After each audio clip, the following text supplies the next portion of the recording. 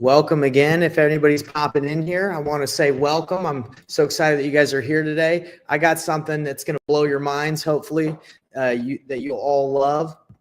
So super excited to bring that to you today. Again, if you're just popping in, let me know where you guys are watching from. Definitely want to know where everybody's coming in because I do deals all over the country. So I want to know where everybody's at. Okay, about. All right. Looks like we're almost ready. Just got to get my screen share populated. Let's see. Share my screen. Okay, here we are.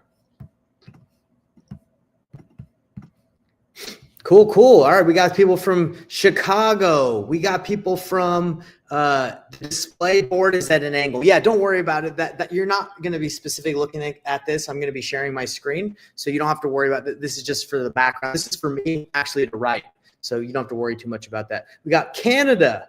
Awesome. Maryland. Can't see the other comments. Jay, you said you can't see other people's comments? You sure? Chicago. Love it. Beverly's from Chicago. Okay. Awesome. Well, guys, let me know if you're ready to rock and roll. Give me a 1. I just want to make sure everybody's ready because when I go in it, we're going right into it. Okay. So give me a 1 if you guys are ready to roll. Again, I want to make sure because once I get started, there's no turning back. We're going deep and we're going all in on this thing. Okay. Okay. All right. You guys said you're ready. Let me crack open my my bubbly because I'm gonna get parched during this presentation. So I gotta hydrate up real quick. All right, we got some people that are saying 1, they're ready. I'm so excited to bring this to you guys today. Super pumped. So let's go right into it. Let me share that screen for you. And let me pull up those comments because I want to be responding to you as we go, everybody. Okay, here it is. Okay, we got another one. All right, you guys ready? You can see the screen, ready to roll? No problems? Okay. All right. That was the prep work. That was to get you guys all excited about today.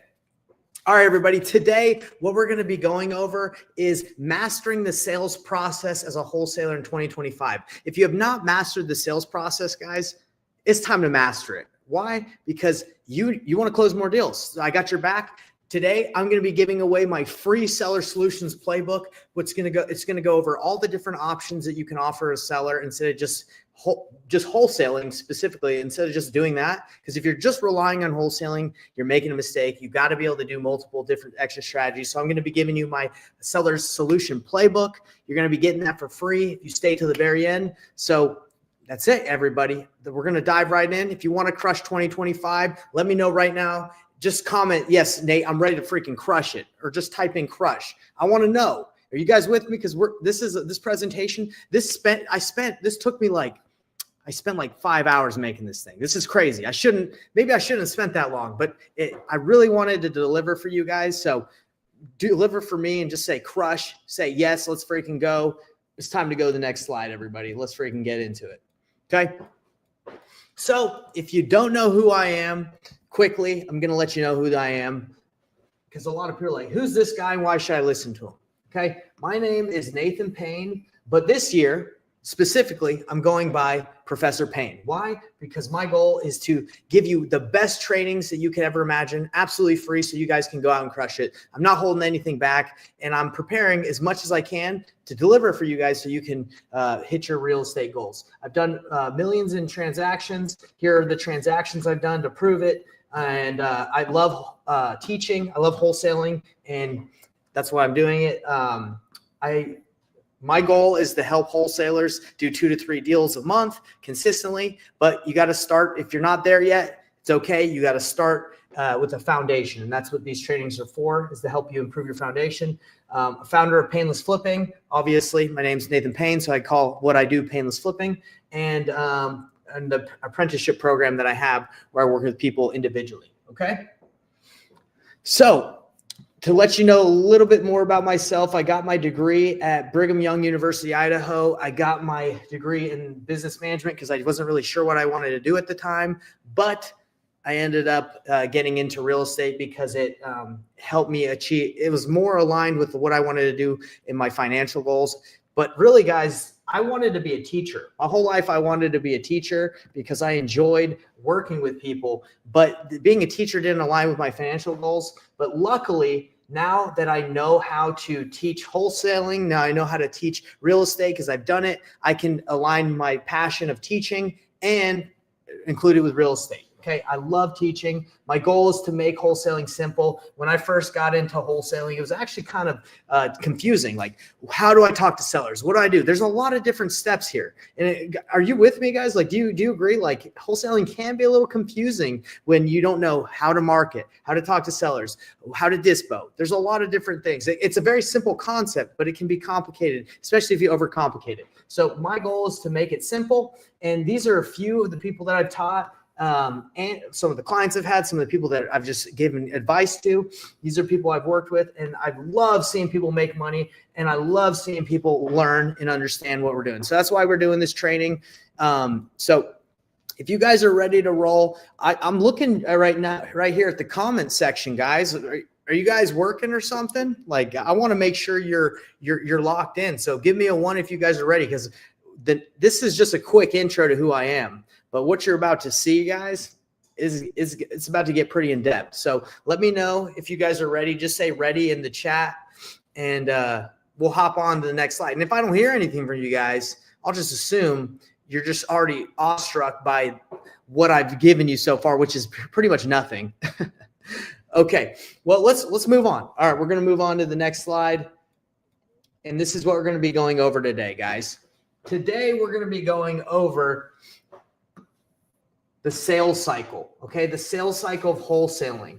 A lot of people, they don't have too much experience in sales or sales background, which is totally fine. You need to know how to work with sellers. You need to know how to navigate the sales process. So that's what we're going to be going over to today, is the sales cycle for wholesaling. That's why we're here today, so you can convert more deals. Because who cares if you can generate a ton of leads if you can't convert them? A lot of people think, oh man, I need to generate more leads because I'm not getting enough leads to deals. When in all reality, maybe you're just not that good at the sales cycle, the sales process, and you're actually not converting. That could be the problem. Okay, so that's what we're going to be going over today, everybody, is the sales cycle itself.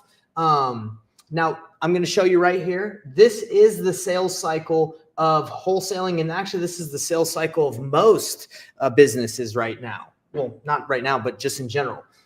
You're planning your sales activities. Okay. So if you guys look at this graphic right here that I got, most of the training and most of my education and sales that I love is from Franklin Covey, the sales guys. Amazing stuff, which we're going to be going over today. But, when you plan your sales activities, what this means is what are the activities that you're going after? What are you doing? So that would be wholesaling, right? That's the wholesaling. That's the sales activity that you're doing. Wholesaling, direct to seller, direct to agent. Okay. It's planning how you're going to wholesale. That's what the first part of the sales cycle is. Then it's filling your pipeline with leads. Okay, after you decide what you want to do for sales, you have to decide how you're going to fill that pipeline up and work with sellers, right? Work with leads. Doesn't have to be sellers. That's just is because we're in real estate. Okay, so then you fill up that pipeline. That is marketing. Okay, that's filling that pipeline up. Okay. Next is you have to, with the leads that you generate, you have to qualify them. If you do not know how to qualify your leads, if you don't know how to work with those leads and convert them, then you might as well light your money on fire. And that's the problem with people that get into wholesaling is they're like, well, I need to generate leads, but they don't know how to qualify. They don't know how to talk to sellers. So that's what we're going over today. That's going to be the main focus of where we're going. Once you qualify the sellers, it's rinse and repeat. Win more consistently. You have to get better at this process. Does everyone understand what I'm showing you guys? It's a sales cycle of knowing what you're doing for your sales activity, generating leads, converting them, and doing it over and over and over again. Okay. Today, specifically, we're going to be focusing on qualifying leads. I'm not going to be going over how to generate leads because there's so many different ways to generate leads and fill your pipeline. That can be for another lesson, but this one is specifically on qualifying your opportunities and then closing deals. So my question for everybody that's watching this is, what's the biggest challenge that you guys have in the sales cycle? I want to interact with you. I want to know what you're facing. Okay. What's the biggest challenge that you have in the sales cycle? Is it knowing what sales activities you want to do? Well, if you're here, you probably know you're trying to wholesale, or you're trying to fix and flip. You're trying to just get those opportunities to do the deal, right? The sales activity. If you're here, you probably know what sales activity you want to do. Okay. Are you struggling with filling your pipeline with qualified opportunities? When I say qualified opportunities, that's people that have a house, right? Right. That's as much as we can know at this point when you're generating leads, people that have a house and people that want to sell. Okay. Are you struggling with that most? Is that your problem? Or is it qualifying them and not knowing the best way to convert them? Let me know. Okay. And then obviously if you're good at all three of those, you're winning more consistently and you're doing it. Okay. Let me know in the chat. Let me know, guys, if which ones you think you're facing, is the biggest struggle for you guys. Okay. Man, I don't know if my internet's working or not. Are you guys there? Maybe hold on. Let me see. I feel like you guys are sleeping, or maybe it's just my internet. I don't know. I see there's people in there, but I don't know if you guys are with me. Is anybody there? Give 1, 2, just say something. Anybody? I can act like there's some people there. That's fine. Oh, okay. NB, you're there. Yes, you're there. Okay. Well, guys, what do you think? What is your biggest problem in the sales cycle of wholesaling, right? And if it's okay if you guys are like, hey, I haven't even wholesaled yet. Like, I don't even know what a sales cycle. That's okay. At least you let me know where you're at, because again, I want to gear this training more towards you all. So I know how to make this the best lesson possible. I'm not just yapping up here. I want to make sure you guys are doing. So NB, Wellington, where do you feel? And if you're not there yet, where do you feel like your problem would be? Would it be in knowing how to have conversations with sellers? Would it be in filling that pipeline? Where do you think that problem would be? Let me know. As you guys are typing in, and anybody that's going to be watching this in the future, yeah, type it in. Let me know, because I do read these and I'm going back, and I do make sure that my future lessons are geared around what you guys need. Okay. So most people believe that generating leads is the main issue. They're like, man, I just need more leads. I need more leads, right? Because I'm not closing as many deals, so I need more leads. Guys, what I found that the main issue is people are not good at converting and qualifying leads. They're not good at having those conversations, okay? I know you think you need more leads, and more leads is always important. It is. But if you do not know how to convert them, there's no point in generating tons of leads, especially if you're spending money, okay? Because if you can't have those conversations, which I'm going to show you today, like the right process, the right way to do it to feel comfortable, then again, it could be a complete waste of time. Let's see. NB says filling the pipeline and negotiating a deal with the seller that I can still wholesale. Okay, so agreed. I would say most of the issues people have are right here in the sales cycle is filling the pipeline and converting, right? Like if you know the sales activity you want to do, it's pretty simple. And then winning more consistently. If you're good, you're going to keep doing it, right? So agreed, right? That's the main issue. But I would say let's focus on qualifying opportunity, because there are opportunities everywhere, right? That you can fill the pipeline. You can do direct to seller, direct to agent, direct to wholesaler. There's so many different opportunities, but can you convert them? All right. So that's where we're going. And sorry if I'm just beating you guys, but again, I don't want to just be talking up here. I want to make sure I'm helping you out. So if you guys are with me, give me a 1 in the chat and just let me know you're with me, because we're going to the next slide, and I'm going to make sure that I'm delivering and coming with the energy. So give me a 1. MB, appreciate you Beverly, thank you, Beverly. Awesome. Good to see you. All right, let's go to the next one. Next slide, where we talk about the types of sellers that you can work with. Okay, there's a lot of different sellers you can work with, everybody. You have direct, and by sellers, I mean like types of people that you can work with and do deals with. Okay, in the sales process, the process I'm about to show you works with any of these type, but we're going to be focusing specifically on direct to seller. There's direct to agent, that's doing deals on the MLS. Okay, there's direct to wholesaler, that's JVing with wholesalers. And then there's direct to seller, where you're working with sellers that are in pre-foreclosure, probate, tired landlords, vacant properties, etc. Enter in any level of motivation. We are going to be focusing on direct to seller today and working directly with sellers that are not listed or already under contract with a wholesaler. We're going directly to these people. Okay, when you fill that pipeline, we're filling it with people that are off market. All right. Drop seller if you guys have ever talked to a seller directly. Actually, that's important for me to know. I want to know if anybody that's in here or will watch, have you ever talked to a seller directly, or have you done most of your deals direct to agent? Have you done most of your deals direct to wholesaler? Or have you never done a deal before and you're just learning, which is completely fine. Type seller if you guys have ever talked to a seller before. And if you haven't, this is the perfect training for you, because now you're going to know exactly how to talk to a seller. And if you have talked to sellers before, now you're going to know the best way to do it. Okay. We got MB in here. He's saying he or she, MB, I just see NB. Those are the initials. They're saying that they have talked to a seller. I would probably say that most of the people that are watching this right now probably haven't done a deal, which is completely fine. We got someone else saying, my only issue is finding good active vibes. I have a few agents that send me, it says vibes, but I don't know if that was the right word.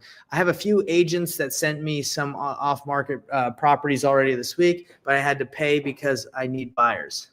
Had to pay to paid. Not 100% sure what you mean by that, John, but it looks like you are saying that you work direct to agent, which is cool. That's definitely cool. We got another one saying to get a seller, deal, and buyer at the same time, the best way to close. Okay, that's what Wellington's saying. He's saying that what he's struggling with is to get a seller deal and a buyer at the same time, and the best way to close it. Well, again, we're going over this. Wellington, you're going to be know exactly at least how to have the best conversations with sellers. And if you do deals the painless way, like I do it, you can find buyers the same time that you're working with a seller, even if you don't have it under contract, because that's the best way to do it, instead of just waiting, getting under contract, and then trying to find buyers. If you can do it simultaneously by having great relationships with buyers, leveraging them to help you in the negotiation, it's just a full-blown process that's good, okay? All right, guys, thanks for the participation. I'm loving it. It's picking up. The participation is picking up, and I like that. I love it. All right. So next slide, everybody. Why sales skills matter. If you guys are watching this presentation and you're like, look, I'm snoozing, Nate. Why do sales skills even matter? Who cares about that stuff? I don't need to know that. I'm going to tell you why it matters, because I have a story. All right, guys. When I came from door-to-door sales and went into wholesaling, I thought I was going to crush it. I absolutely thought I was the man at selling. I was like, oh man, I did door-to-door sales for 6 years. I sold tons of accounts. I was one of the top reps in the company. Yeah, I got this. I know how to sell. So I had a lot of sales experience, right?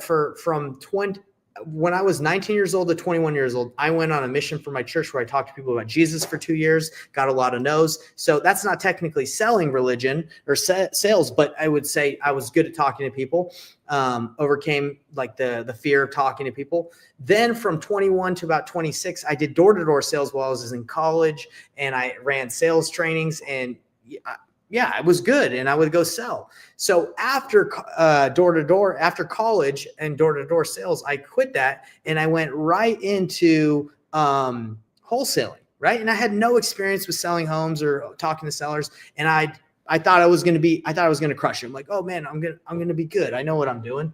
Guys, nothing could be further from the truth. When I moved into wholesaling, I struggled bad because when I was talking to sellers, I was trying to convince them that they should go with a low cash offer. I wasn't saying, hey, go with a low cash offer. I was saying, hey, you should, we can buy your house. It's fast, easy, and convenient.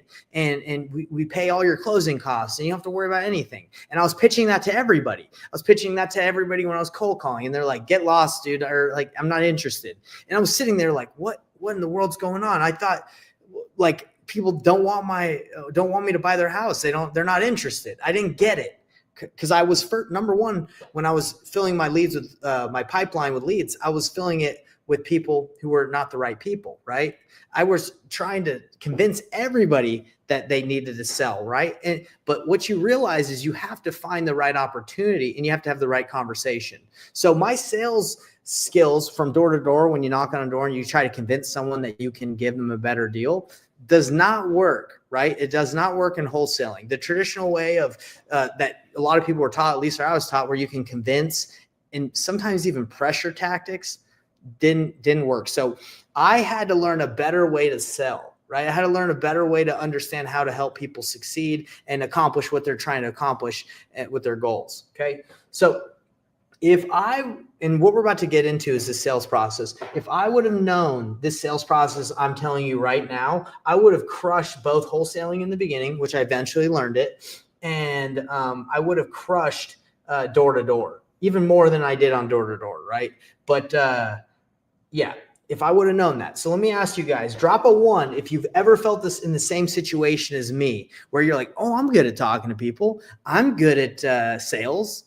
But it just hasn't worked out for you, or it didn't work out until you try to improve your sales ability. Let me know. Give me a 1 if you've been in that situation where you're like, you thought you had the skill set and you were just going to close everything. And now that you're in wholesaling, you're like, oh man, this isn't what I thought it was. This is a little harder than I thought.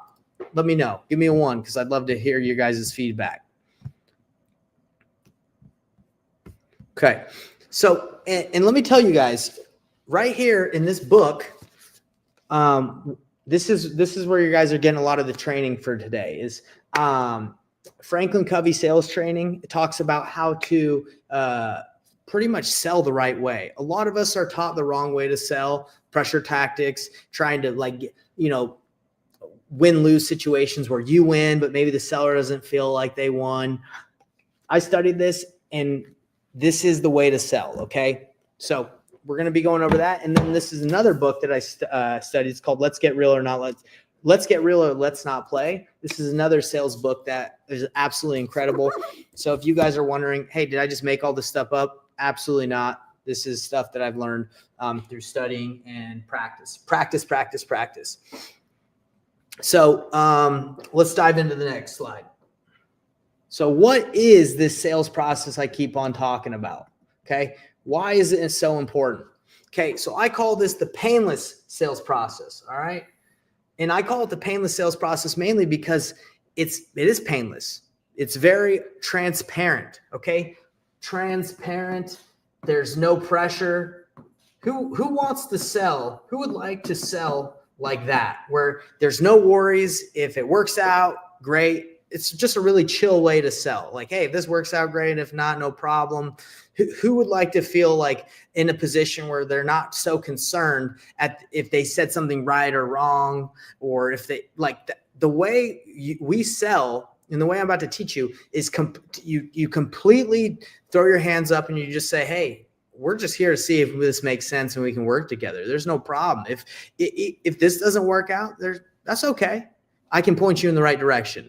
Okay. So you take yourself outside of like, hey, I have to win this deal. I have to crush this. I have to get this. And you say, hey, I'm here to help the seller succeed. I'm here to help them have the best option. And if it works out that we work together and it's a win-win, I'm really happy. That's how I've changed my sales technique over the years. And it's changed the way I interact with everybody.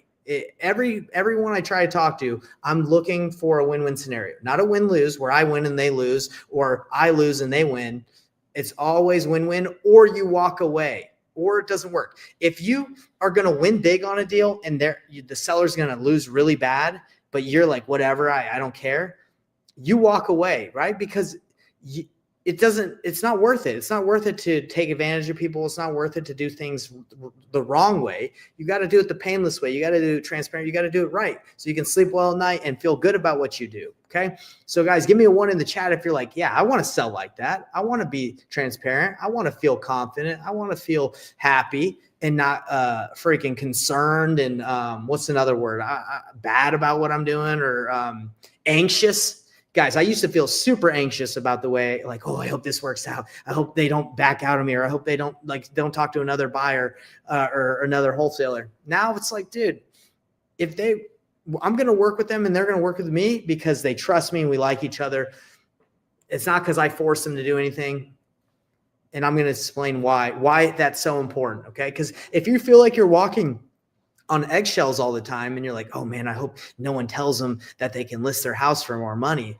That's the wrong way to do it. Okay. It's never going to work out. At least you're not going to enjoy the job. Okay. All right. We got NB saying 111 NB wants to know how to do this. So let's get right into it. All right. So the painless way is it's a simple way to help sellers feel confident with working with you and you can close more deals. So guys, what we're going to be covering in the next couple of slides is enabling decisions.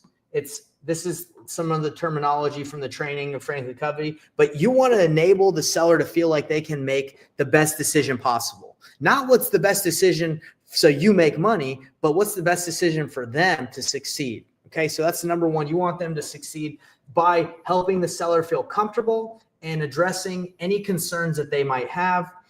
Let me ask you guys questions as I'm doing this, going through this. Why do sellers hesitate? Why are sellers so hesitant to answer your call or work with you? What do you think? Why do you think sellers are hesitant to work or give you information? Number one, I'll tell you, for me, and I would love to see what you guys think, is they feel like people, if they give you too much information, you're going to take advantage of them, right? And the problem is they don't trust you. They don't trust really anybody because they think everybody's trying to take their money, take their house. Okay. So trust is a big issue.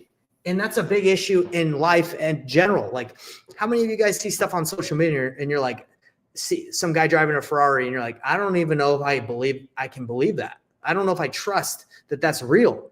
It's hard to believe things these days. Like even if you see it with your eyes, you're like, I don't know. Is that AI? Is that even real? So I think trust is a big issue. What other issues? What other things make you guys think sellers hesitate? Type it in. So the next strategy or the next part of the painless process is win fast, lose fast. You have to qualify leads quickly. Okay. And you have to get them in or out of your pipeline as fast as you can because you can't be wasting time. When I first got started and I had like 1 or 2 leads, I would hold on to that lead with all my might and I would be wasting time because it just wasn't the right time, but I was trying to force it. I had a lot of girlfriends that it was like that too. It wasn't the right fit. It wasn't the right girl, but I just held on because I was like, oh, you know what? I don't have enough prospects. I'm just going to hold on and hope this works out. If any of you have felt like that when you've been dating people in your life where you're just like, look, I don't want to look anymore. I'm just going to try and make this work. Get that out of here. I used to do that. Comment a 1 if you feel like that. And comment a 2 if you're like, hey, I'm not here to talk about my relationship, Nate. But anyway, win fast, lose fast. In dating or in sales, get in fast. Like you got to find out if it's going to work out. You don't have to, don't wait. Don't try to force it. Qualify leads quickly and avoid wasting time. All right. Time is our most important resource. It's our greatest resource in life. So don't be wasting it. All right. Another question I have for you guys is who's wasted time on a bad lead? Me. I spent a year following up with an old lady who wasn't even really going to be able to make the decision to sell her house just because she would answer the phone and she said she wanted to sell and I was new. So I would just talk to her. I spent a year talking to her. And then eventually, like one time I was talking to her and her daughter, like I'm talking to her on the phone and her daughter comes in. She's like, who are you talking to, Grandma? And she's like, oh, I'm talking to a guy who wants to buy my house. And she's like, give me that phone. And she took the phone from Grandma. She's like, leave my grandma alone, you scumbag. And I'm like, oh my gosh, like I wasn't trying to do anything to the grandma. Obviously, I was talking to her for a year. I thought she wanted to sell, but then I realized, hey, like there was no reason to talk to that lady for that long. It just like she wasn't even going to be able to make the right decision. If anything, I needed to ask her, hey, look, is there anyone else involved in this decision-making process? Are you sure you can sell it? Blah, blah, blah. I would have dug in deeper like I do now, which I'm going to show you. So anyway, who's wasted time on leads? I have, and like I said, guys, that story of the lady calling me scumbag, I wasn't a scumbag. I thought she wanted to sell. She told me she did, but it came off like that. I should have found out faster, okay? So handling objections is the next part of the process. Guys, if you hear an objection, it's the saying, if there's an elephant in the room, like you got to call it out, right? Or if you feel like there's something wrong, freaking call it out. Handling objections. If you just wait, if you hear an objection or something that sounds a little off and you're just like, oh, whatever, we'll keep going and I'll keep asking, questions about the property condition and then I'll make my offer and I hope it all works out. No. If I feel something's off, I call it out. That's what handling objections is. You have to build that trust by saying, oh, hey, you just said something. And before we move on, I want to make sure I understand what you meant. Okay. Build that trust. If you feel something's off, talk to the seller about it, overcome the objections. And the last question I have for you guys on this slide is, what's the hardest objection you've ever faced? Okay. I'd love for you guys to share it in the comments. For me, the hardest objection I ever faced, well, there are objections that probably you can't overcome. Like, for example, the grandma, let's go to that one. That was a tough objection. Like, quit talking to my grandma, you scumbag, and she hung up. Like, how am I supposed to overcome that? Well, I would say I didn't even do the process right. So overcoming that objection is pretty dang hard. She already thinks I'm a scumbag. What am I going to do? Like, text her, hey, I just wanted to prove to you I'm not a scumbag. I don't know. That was a tough one. Okay. That's a really tough one to overcome, but that's not something that a lot of you guys face. And you won't face that if you deal with this process of enabling decisions, winning fast and losing fast, and handling the objections as soon as they come. Stick around, guys, till the end of this. If you're watching this, stick around because I'm going to be giving you my seller's playbook. That's going to show you all the different options that are available to you guys to do more deals with sellers. So you're going to be getting that. I just have to remind you in case you guys forgot that are watching this. Okay, I'm going to do a little check-in. All right, we're about to dive in deep into the painless sales process, but I've got to make sure that you're with me, everybody, because I want to know who's there so I can talk directly to you. Because again, this is for you. So give me, just type in the word here if you're watching this. Okay. If you're live, and if this is live, you're watching it in the future in an encore recording, just type it in too, because I read these. So type in here. Okay. Beverly, good to see you. Lisa. Oh, Lisa, love it. Jawan here. Okay. Let me ask you guys before we move into the next slide. How are you vibing with this? Does this make sense? Are you understanding it, or am I going too fast? I want to know. Wellington, thank you. Are you guys vibing? Because is this good? By the way, is this good? Jawan is on YouTube first. Okay, perfect. Now I'm glad you're in here. Makes sense. Okay, you liking this so far? Do you feel like this resonates with what you want and you need? Like, do you feel like being transparent and being open and honest and having integrity and listening to sellers and not pressuring them and feeling good about what you're doing? I'm assuming you all want that. Do you guys feel like this is going towards that direction? I hope you guys all do, but I want to hear from you before we go to the next slide. We got Jawan saying makes sense. Just closing next week on my first wholesale deal. I totally agree with this whole slide is yes, Lisa. Everybody give Lisa a round of applause. Lisa is closing on her first wholesale deal next. It says next week. Congratulations, Lisa. You are awesome. We're proud of you for taking action. Beverly says, yes, this resonates with me. Who else is this? Give me the vibes, people, because we're about to go in deep. It was 3 months in the making. Congratulations, Lisa. We're proud of you again for staying in there. We got Larry saying here, yes, Jack. Okay, great. We got more and more people engaging. Way to go, Lisa. Everybody, again, round of applause for Lisa closing on her first wholesale deal next week. Congratulations. In the Facebook group, Lisa, if you're a part of our Facebook group, Painless Flipping, Wholesaling, Real Estate Simplified, go in there and tell people how you got the deal. I think people would love to see that, just if you leave a little post for everybody. Awesome. Yeah, go ahead. Let everybody know how you got it. That's amazing. All right. Okay, we're going in. I'm excited to show you guys the transparent, the painless way to talk to sellers. Hopefully it blows your mind like it did when I first learned this, because again, I was trying to convince sellers to sell to me. I was trying to hard close them. I was trying to make them feel like they had to go with me. This is what I mean by the bad way to do sales. Oh, hey, my offer is 120K and it's good for 24 hours and you have 24 hours to sign my agreement, or I have to go buy another property and you're going to lose out.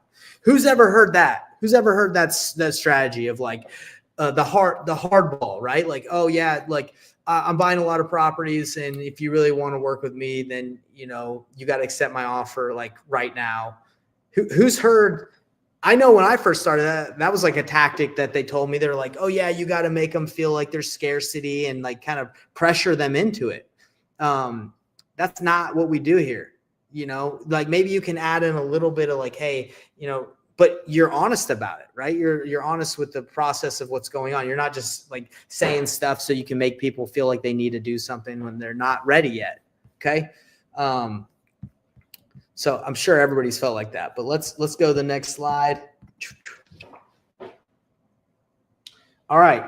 Focus on enabling decisions. That's the number. We're going to be diving into everything a little bit more deep, but focus on enabling decisions is the first thing we're going to be going over. We want to make sellers feel comfortable working with us. That is our goal. We want them to feel, and by what is another word for comfortable?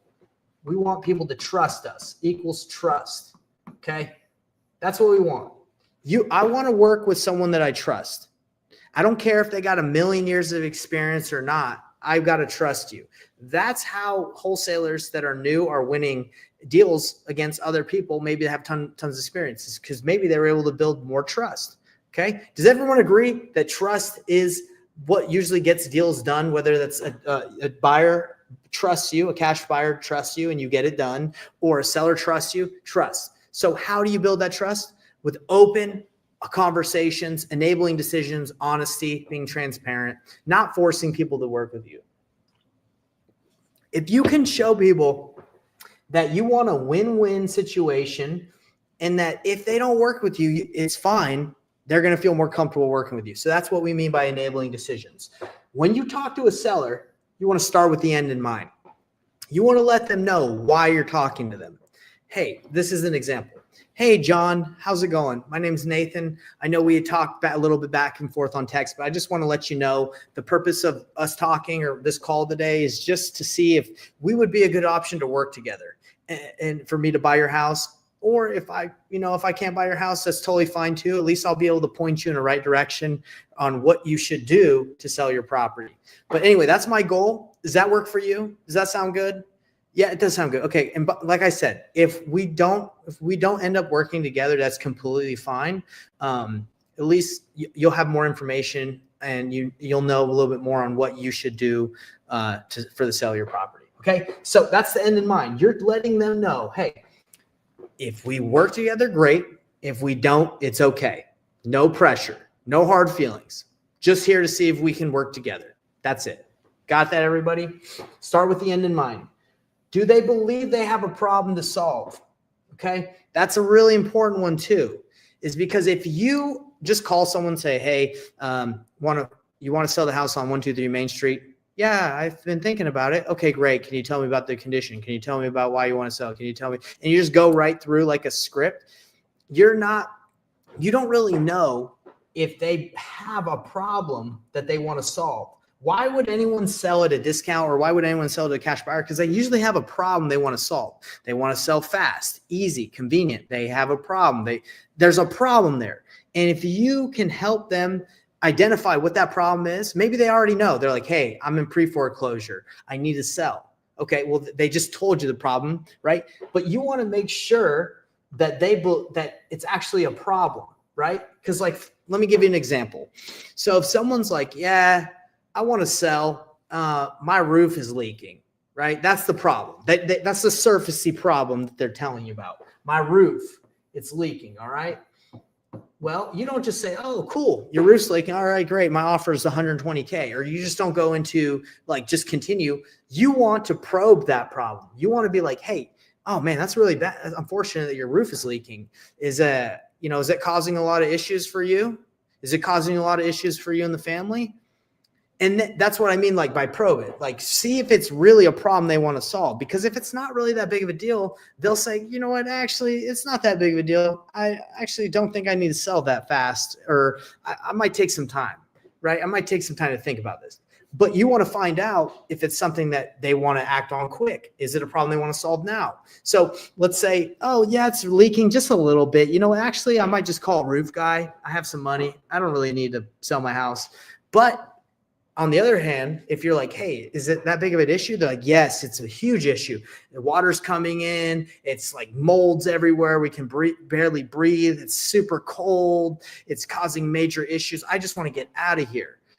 So there you go. So you find out if that problem is big enough for them to want to solve. All right. Another example of finding out the problem and really finding out if it's big enough is, let's say this. Oh, I have a rental. Okay. And you want to sell because you don't want to be a landlord anymore? Nah, I don't want to be a landlord anymore. Well, why not? You know, you obviously bought it I'm just curious, right? I just want to understand the situation. Why do you want to sell? You obviously bought it because you want to be, have some rentals. Oh yeah, I got into it because, I wanted to make some money, but it's taken up a lot of my time and I'm just kind of don't want to deal with it. Okay. So you don't want to deal with it? And they're like, oh, actually, I don't know. Like, it's not that big of a deal. I might keep it. I'm just kind of exploring my options. Okay. Then you're finding out if it's really that big of a deal. But if you're like, oh, you might want to keep it, you might not. Oh no, honestly, the tenant is terrible. It's just been super annoying. Every tenant I've had there has been an issue, a problem. Every time they move out, I got to pay money. I'm losing money. I'm bleeding. Like I'm spending a lot of money. I'm throwing away good money after bad. Then you're identifying if that issue is really that big of a deal. Okay. I kind of beat this one up really good because I'm telling you guys, this is really, really important in the sales process. You got to let them know why you're talking, and you have to help them understand and believe if they actually have a problem that's big enough for them to do something about. Because if there's not a problem big enough for them to do something about, they're just going to drag their feet and you're not going to get a deal. Right. So one last example. And then I want to ask you guys, if you guys are vibing, if you guys understand what I'm saying. Seller, you're talking to a seller. They say, I have a giant house and I'm thinking about downsizing. That's their problem. That's why they're talking to you, because they're like, I might sell. I got a big house. I'm thinking about moving into a smaller house. Okay. Does that sound like that big of a problem? Not really. Does that sound like something where they're going to really act fast and they're going to be like, yes, I will sell. I need to take care of this thing. Now, I'm not saying you can't work with that person, but it's not going to be the typical person that we work with necessarily that's like, yes, I need to go. They're like, oh, yeah, I have a lot of money. I don't need to downsize. It's just something I was thinking about. So then you take that problem and you say, okay, so it doesn't seem like that's that big of a deal to you then if you sell or not. Nah, I'm just talking to you because you called me. Oh, okay, great. Then you're identifying if that is a motivated seller or if there's really a problem that you can solve. You guys feeling me on this one? Like I want to check in on you because I'm going deep on these, but I want to make sure you understand what I mean by helping the person identify or believe if they really have a problem that's that big. Because if it's not that big to them, they're probably not going to do anything about it. And you have to help them identify that as in the sales process of enabling decisions. Let me know in the comment section, guys, right now. If you know what I'm talking, if you've been in that situation, or do you just gloss over this? Do you guys just gloss over when you're talking to a seller and they tell you a problem? You're like, oh, okay. So let's keep talking about your property or your roof, or you're just moving on in the script. Now, I would say you want to stick in. This is the part of the sales process where you want to stick in. I would say like 10, I was going to say a percentage, but 10% doesn't make sense. I would say 80% of your time, you want to be focusing on the problem, if it's real, and how to solve it. Okay. That's it. I totally do this. Find the problem, offer solutions. Lisa, that's why you're doing a deal.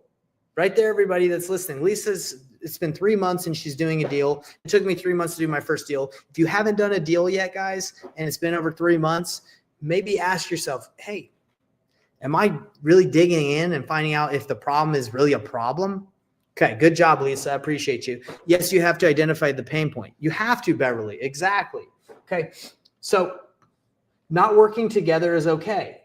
I told you guys about this earlier, but letting them know, hey, I'm not here to pressure you. We're either going to work together or not. I have some solutions. I can make you an offer, or I can offer you some solutions to sell your house. If we work together, great. If not, no problem. I talk to a lot of people. No harm, no foul. Okay. Oh, whew. What did happen when you say that? Oh, this guy's not just going to pressure me. This guy's not going to make me feel like I have to continue to talk to him. No, we're going to end the call if it doesn't make sense. I don't know if any of you have been to like a car dealership where you're like the whole time you're like, oh my gosh, like it's getting close to the point where they're going to ask me if I want to buy and they're not going to let me go. No, like nobody likes that feeling. And the whole situation is tense if you don't release that tension by just enabling the decision and making them feel comfortable to trust you and be like, hey, I'm going to let you go. If this doesn't work out, no problem. I'm not going to hold you hostage. All right. Another thing that I love doing in my sales process is asking what options they've already explored. Okay. So if I'm talking to someone for the first time, I don't know if they've talked to a real estate agent yet. I don't know if they've talked to 10 other wholesalers. I don't know where they're at in their sales process, right? In the process of selling their home. So instead of me just going right into my script or whatever I think is important, I say, hey, now that you've told me a little bit about why you're selling, your problem, we've kind of identified the solution. Now that we've already talked about, my purpose on this call, what have you done already to sell your house? What options have you already explored to sell your home? Well, I've talked to my Aunt Joan who can list my house. I've talked to 10 other wholesalers and blah, blah, blah, blah, blah. Whoa, great. Thanks for all the information. You just saved yourself like an hour-long conversation or another 20 minutes because they've given you so much ammo and information. You can just say, oh, okay, you've already talked to 10 other wholesalers. You're talking to me. How come you haven't gone with any of the other 10 wholesalers? Oh, it's because they all offered me way too low. Like, oh, okay. Well, if you don't mind me asking, what did they offer you? Just so I know I don't waste your time and give you an offer that's lower than that. Oh, they all offered me blah, blah, blah, blah, blah. So now she's like, they offered me 120. They offered me 100,000. That one offered me 50K. And I'm like, okay, so you haven't accepted any of those. And I'm assuming you didn't accept them because they're not going to meet your needs. What would make sense for you? Then I just cut right into it. I just cut to the chase. What price would make sense? Because obviously you've already gone through the process of talking to people. She's like, if I could get 125, I would do it. Oh, okay. Well, let me see if that would make sense. There you go. You've built the trust. You enabled the decision. And you've asked what options they explored, and they just gave you the price. Guys, I've done so many deals like this where it's just like, oh, I just found out what options they've explored. They trust me, and then I get a deal done, and there's not like a lot of pressure. It's just like, hey, okay, that's what you've done. And if they're like, well, I've talked to my agent that's my friend. Oh, why don't you go with them? They're your friend. Okay, again, I'm looking for that win-win. The win-win for me is they win, and if I win because I had a good time talking with them, why don't you go with that agent? It's your friend. Oh, you know what? I don't know. I don't want to list it. I don't want to wait. Okay, so that's really not an option then. Now, listing's not an option. It's my friend, but I don't really want to list it. That's what they said. Let's continue. Let's continue through the process. Okay. So when you're doing this sales process, guys, you have to have an abundance mindset and a win-win mentality. And the reason why you have to have that abundance mindset is because there's so much opportunity out there. If you cling on to that one lead and you're like, oh my gosh, I have to get this deal. You have that sales breath and you're like, oh my gosh, like if I don't close on this one, my life will not be the same and it's not good. There's a lot of opportunity out there, guys. You have to believe that, because if not, then it's going to come through in your energy, your aura when you're talking.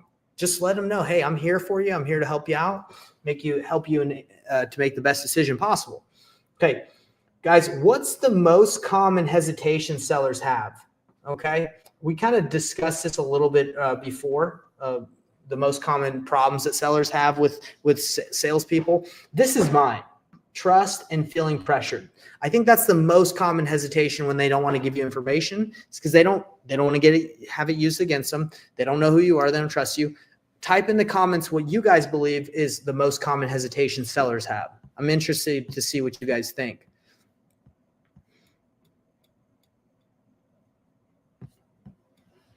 What do you guys got for me?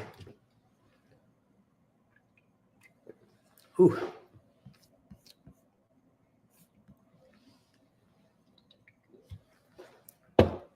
I might have just taken the main one, to be honest. Trust. That must be in my opinion, I think that's the main hesitation they have. They don't know you. They don't trust you. Type it in. Let me know what you guys are thinking as we go. I'm going to go to the next slide, but I hope you guys are with me here. This is in-depth training, I know, but it's good. This is going to help you guys close more deals. We got Jawan saying, trust.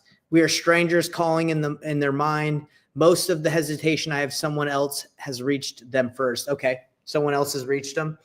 Understand uncertainty about the process. Perfect. That's why starting with the end in mind, Beverly, is so important, because when you let them know the end in mind and what you're trying to do, they might feel a little bit more comfortable about that process. Not completely, but enable the decision. They're going to feel a little better. Letting them know, hey, this is where we're going. And if it works out, great. And if we don't work together, that's okay. But at least I'm going to point you in the right direction. Okay. All right. Win fast, lose fast. We talked about that. Okay. You have to move quickly through your leads, guys. Like I was telling you, when I was dating a lot, I would hold fast to the girlfriends I had because I didn't want to go look again. I wouldn't say I was lazy. I just didn't like the process of looking. You might feel the same way in sales. Like, oh, I don't want to generate more leads. I don't want to prospect anymore. Let me just try and make this square peg fit in a round hole. Let me just try and make it work. That's not how it works, guys. You got to win fast, move quickly, and win fast, lose fast. Qualify the leads fast. Get to yes or no. Are we a good fit to work together? Do you want to sell your house? Yes or no? No, I don't. Oh, yes, I do. But I'm not sure if I have all the time in the world. I don't really need to sell that fast. Okay, well, you don't? Boom. Okay, well, maybe we can follow up. Here's my information. I'll put you in a drip campaign. You want to work with the hottest leads.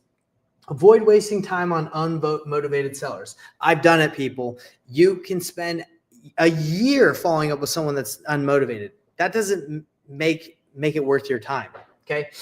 Follow up with hot leads and keep momentum going, all right? I've already told you about the story with the grandma.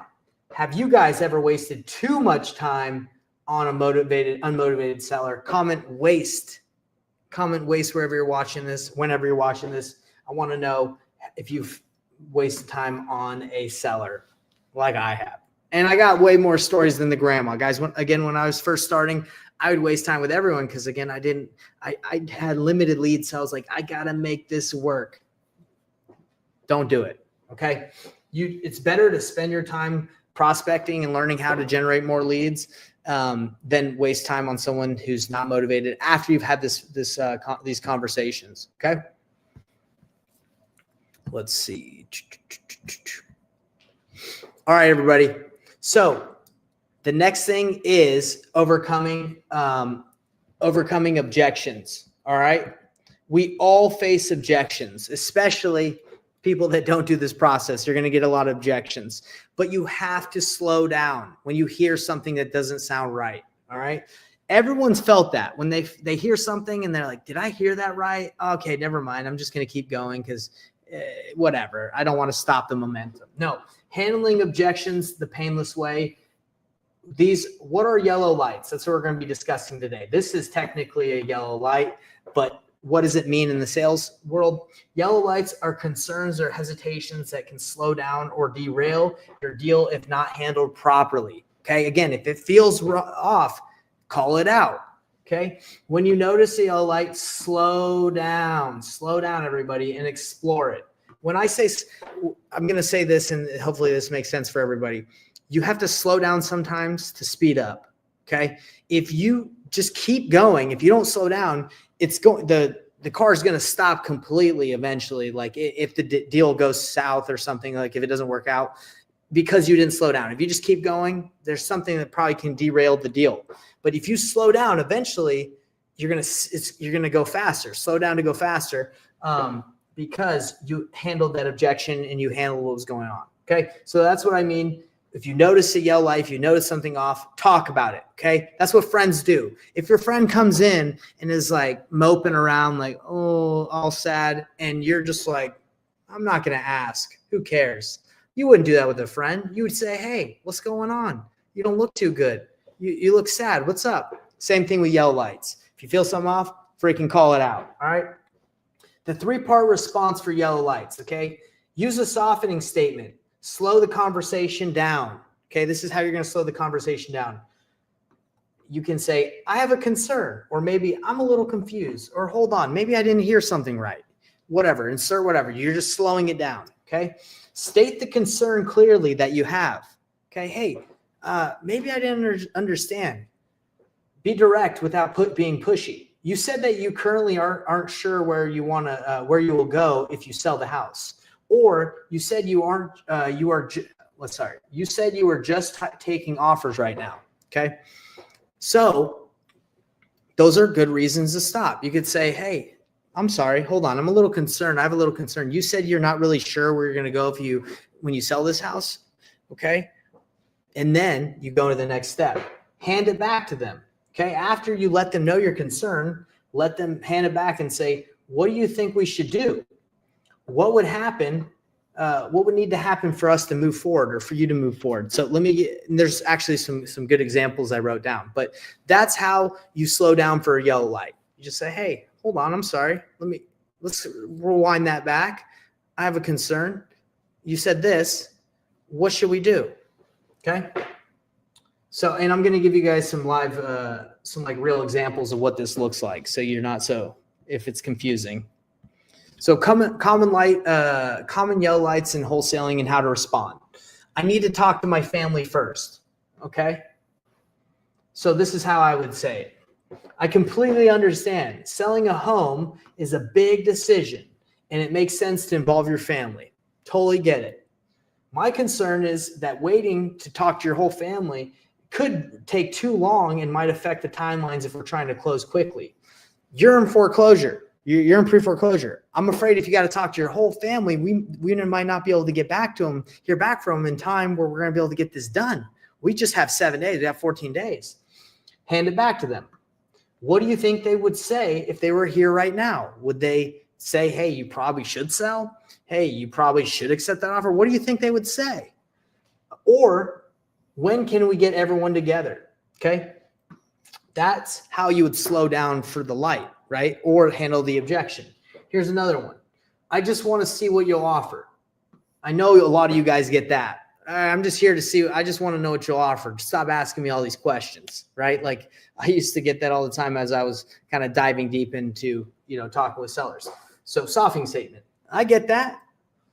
You want to know what your options are. Totally get that. My concern is that without knowing more about your situation, the offer might not be as strong as it could be. And I want to get you the best offer possible, sir. So hand it back to them and say, what's the most important thing to you about the offer? Is it speed or price? Okay. So you hand it back to them. These are how you handle the objections. And it's like handling an objection from a friend, right? You show concern. You're like, hey, hold on. I'm sorry. Let me make sure I understood that. Tell them what you're concerned about and say, hey, what should we do? What do you think we should do here? All right. And you got to practice this. This is a skill set you got to learn. And it doesn't just stick with wholesaling, right? This is in life in general. So these are the most common yellow lights that I could think about that slow sales down for wholesalers. I need to think about it. I need to take time to think. Oof, that's a tough one, guys. That's a tough one, right? But if you handle it the yellow light way that I showed you, hey, I'm a little concerned about that. I'm concerned because if you say you're just going to take all your time to think about it, I might never know how long that might take you. I don't know if you're talking to a ton of other people and, so what do you think I should do here? What should we do to move forward? Right? I need to check with someone else first. Okay. That's a tough one. I've gotten other offers and want to compare.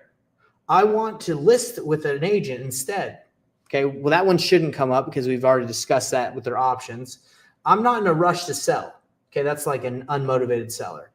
Key tip, avoid skipping over these yellow lights, everybody. Addressing them early builds trust, and that's what we go for with the painless sales process, and prevents problems later in the process. Guys, I want to know from you, everybody that's watching this or will watch this, what are other common objections that you've seen? I want to know. So everybody that's watching, what are some other common objections? I think I hit quite a few. What are some common objections you have? I want to know what you're facing, especially Lisa, you just did a deal. I'm sure you've been dealing with some objections you've had to overcome. And just type them in there. I'm curious.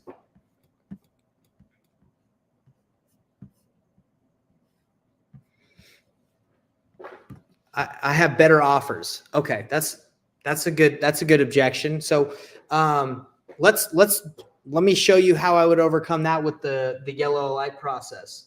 Okay, that we're talking about.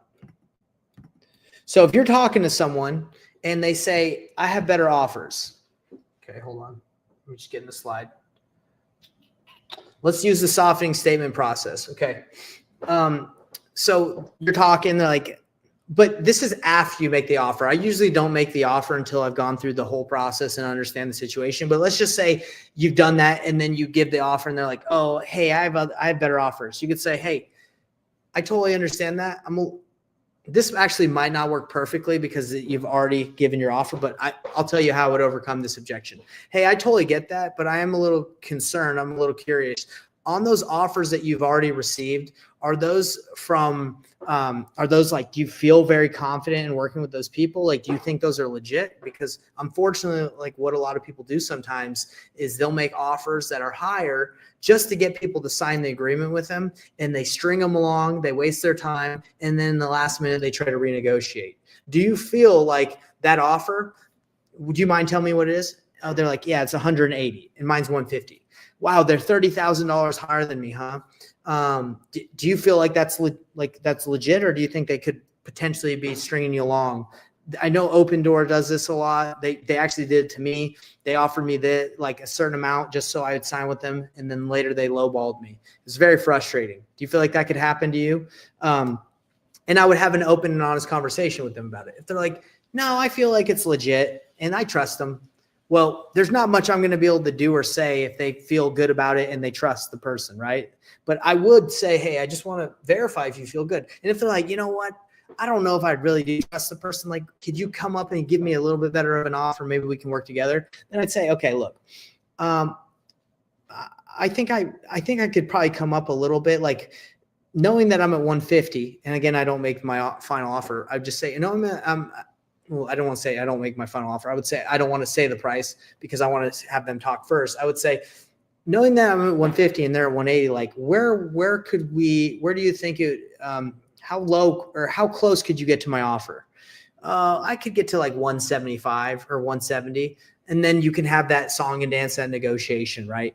But Lisa, I don't know if that was helpful, but that's how I would probably handle if they said they had better offers. I would attack the problem head on instead of just being like, oh, okay, well, let's keep talking or let's not talk. I would say, hey, let's talk about those offers you got.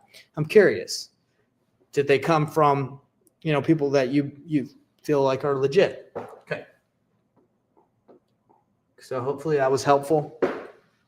I love this one. I'm not in foreclosure. I'm not in foreclosure. Yeah, that's a really good one. I'm not in foreclosure. You know what? A lot of the time that happens when you're calling people on the pre-foreclosure list and they say they're not in foreclosure. I would basically say, hey, look, I totally get that, but I did get your information from that list. And so either something's wrong or maybe you missed the payment or maybe your bank just messed up. But I would definitely look into it. But let's just say, for example, and I would dive deeper into that. Like, hey, is there by any chance that you could have missed the payment, which would have triggered you being on the foreclosure list or pre-foreclosure list? Just go right. I usually just attack things head on, right? With love and empathy. All right. So guys, this training's about over. I hope that this has been super helpful. My neighbor sold my neighbor house sold for more, right? And then on that one, you could say, hey, I totally get it. My concern is, your neighbor's home potentially could have just been in a different condition. Throw it back at them. Do you happen to know what kind of condition it was in? That's kind of how I would handle those, right? And it's nothing like you're ever trying to convince them that, like, again, you're just asking questions and you're throwing it back at them so they can make the decision and they feel like they're in control, because they are, right? You can't make them sell to you. All right, guys, we got a couple slides left and then we're done. Hopefully this has been good. Guys, if you're watching this and you feel like this has been good, give me a 1 in the chat wherever you're watching. And if you feel like it's been okay, give me a 2, because again, I want to be the best, I would say, trainer, the best professor I can for you all. So if you feel like this is a little bit, and I'm not going to be offended by any means, I'm always looking to improve. So if you feel like, this is all right, give me a 2, and then we can chat, or we don't have to chat, but I would probably ask you, like, hey, why do you feel like that? And how can I improve? Right? So 1, if you feel like this has been good so far, good information. 2, if you're like, step up your game, Nate, these lessons aren't that good. Okay. All right. We already got a 1. So I appreciate that, Beverly. Thank you. And if there's any 2s, don't be ashamed to do it too. I'm okay with it. Some 2s sometimes. All right. This is preparing for a seller meeting, guys. A lot of us wing it. All right. You're looking at Nathan Payne himself, the guy who's teaching you right now. I said wingman. I'm a winger. I wing stuff, right? That's just how I've lived my life. I just let me throw something together. I don't do that anymore. Professor Payne, the new and improved version 2025, he's preparing. He's coming prepared. He goes on seller appointments prepared. He comes presentations prepared. He's here to serve and do the best. But guys, there's an enemy. It's the enemy is people that just don't want to prepare. They don't want to work hard. They're just like, oh, let me just go with the flow, right? Like I'll figure it out as I go. Don't wing it. Don't be like me. Don't be this guy who's the winger. All right. Just winging everything. Okay. That's like one of those non-smoking signs. Prepare yourself for your seller meetings. Be prepared for this process and practice. Here is how you prepare for a seller's meeting. Okay. And you guys can take a screenshot of this. You guys can watch the replay. This is how I prepare for my seller meetings. I set the goal. Okay. I know what I want to achieve before I go on the appointment. Okay. What do I want to happen? Do I want to qualify the seller? Do I want to present options? Do I want to get a decision made? Do I want to help them? Okay. They need to talk to their family. Are we helping them get to talk to their family? Like, what's the next step? The goal is always next step. We need to get them to the finish line eventually. So what's the next step? Okay. Example, should we move forward and work together on a solution that meets your needs? That would be a next step. Understand the problem. If you do not understand why they're selling, you're in trouble. Okay. Because you don't know if they're just going to eventually like, it's not that big of a deal, or I don't want to sell anymore. Understand the problem. I had a guy the day of close. He's like, yeah, I don't want to sell anymore. And I was like, dude, you told me that you need to sell. I didn't say this to him, but in my mind, I was like, he told me he needed to sell. He told me his whole problem. I knew he was just trying to go with another wholesaler. So I said, look, man, you told me you need to sell. The fact that you're saying today, the day of closing, you don't want to sell, that doesn't add up, because you're saying you need to sell. Obviously, there's someone else and you feel like you can get a better offer. I understand, but we've agreed. We've done everything we've said.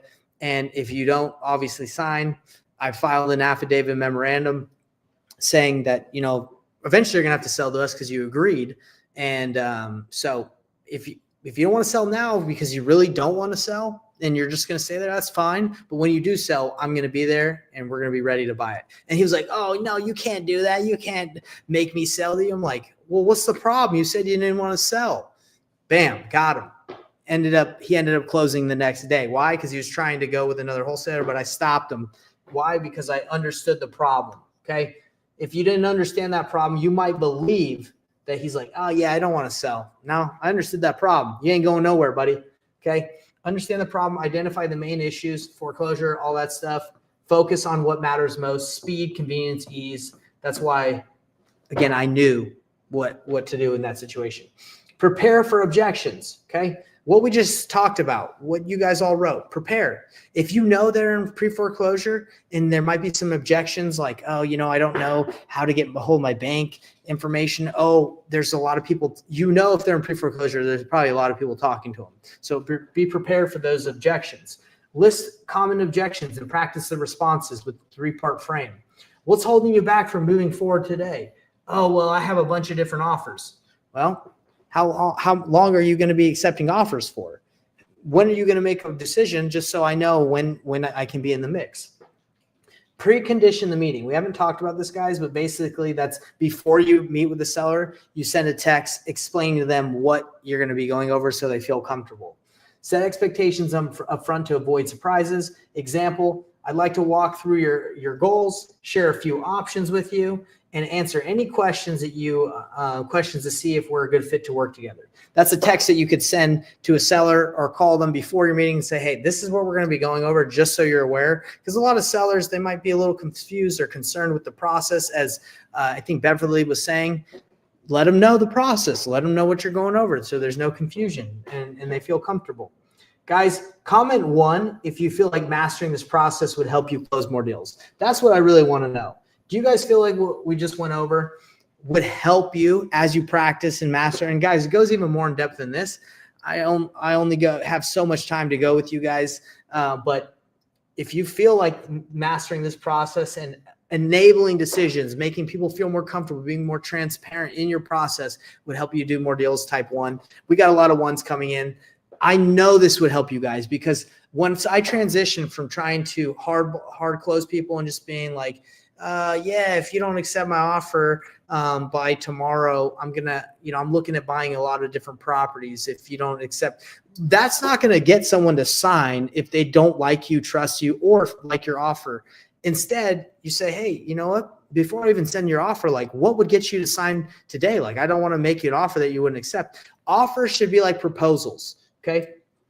Like if you're going to give a girl a diamond ring or whatever, you should know when you propose if she's going to say yes or not, yes or no. I don't know how many of you know of someone that proposed and they got said no to, like the response was like, no, I'm not interested in marrying you.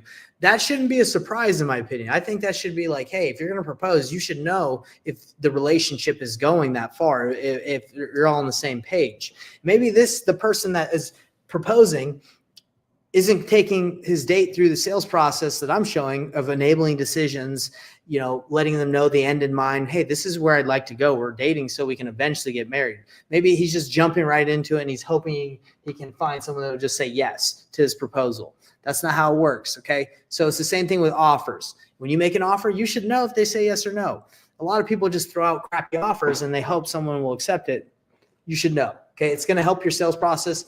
If when you make offers, you already know they're interested or not. All right.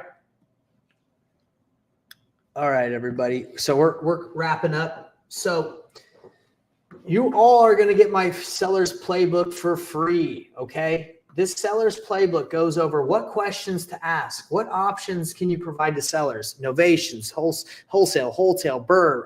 It gives you all the different options.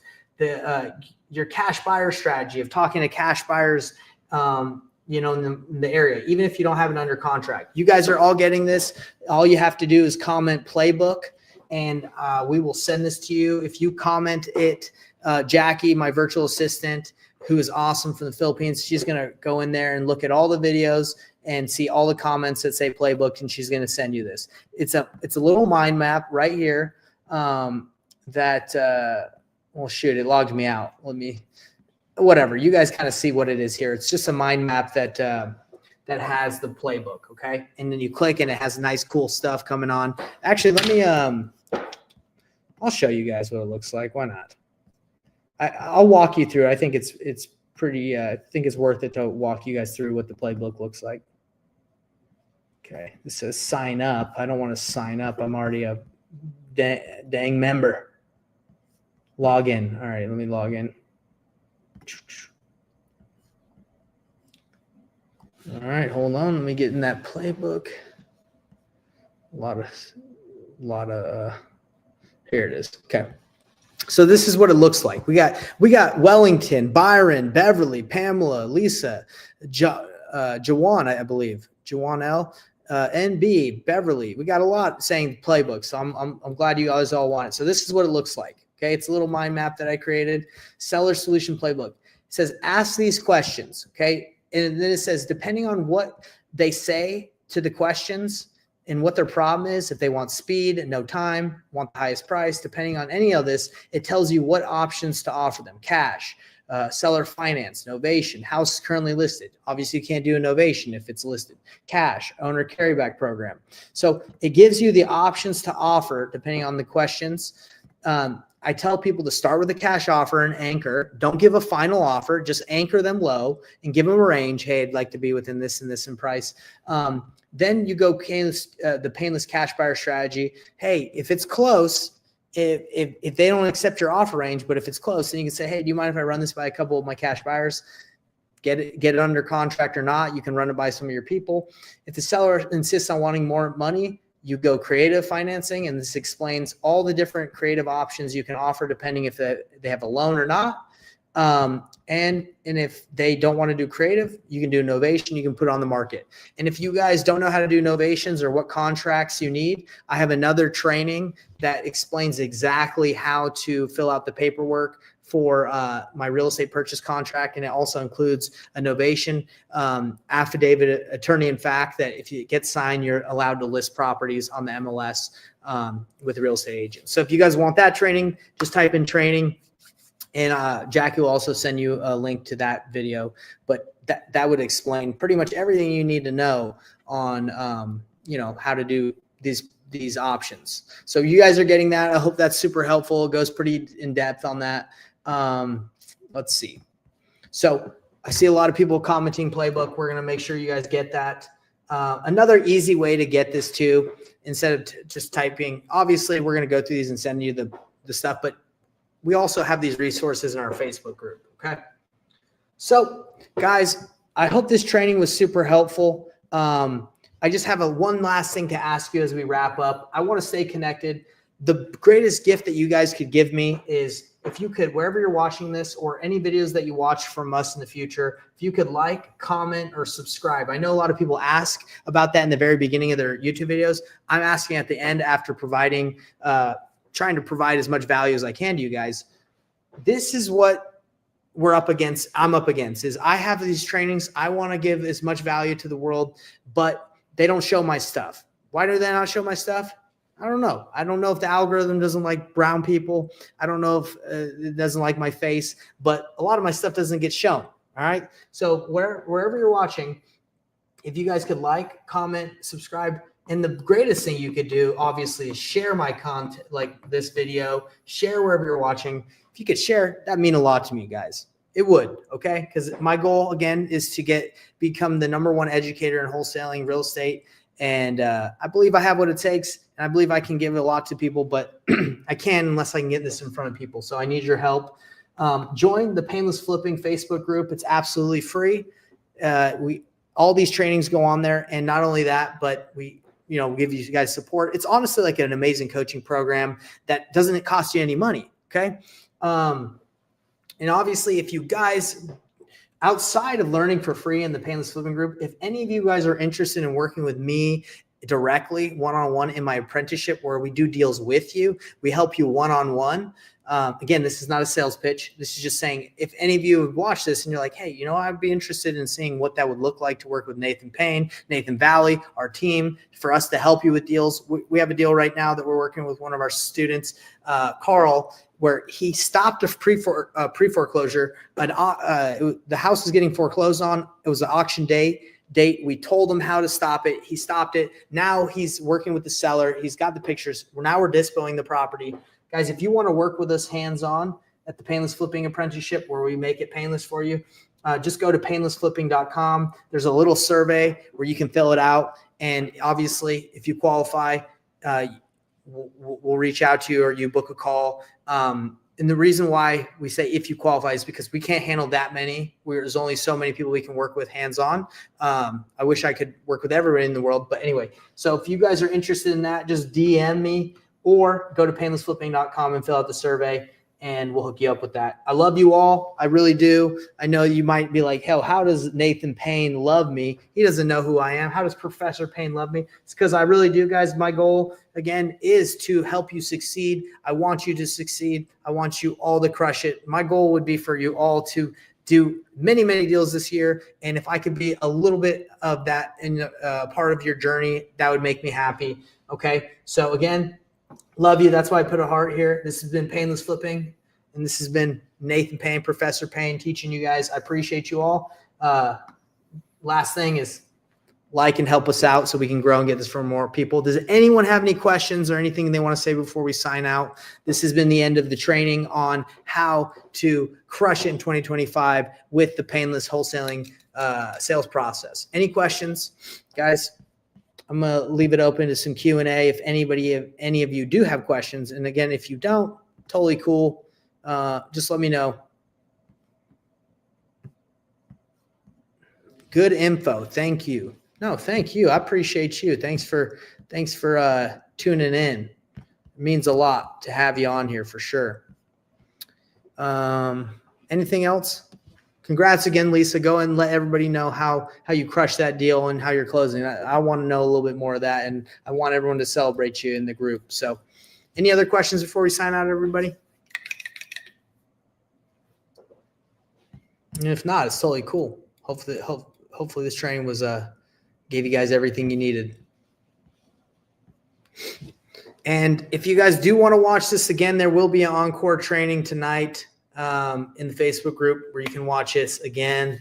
It'll just be this recording. So if you want to dive in a little bit deeper, doesn't look like there's many questions coming through here. So again, love you guys, and we'll see you on the next training. We do this every Thursday, a deep dive into a specific training. If you have a specific topic you want to learn about, just let me know, and I'll prepare a dope training for you. See you guys.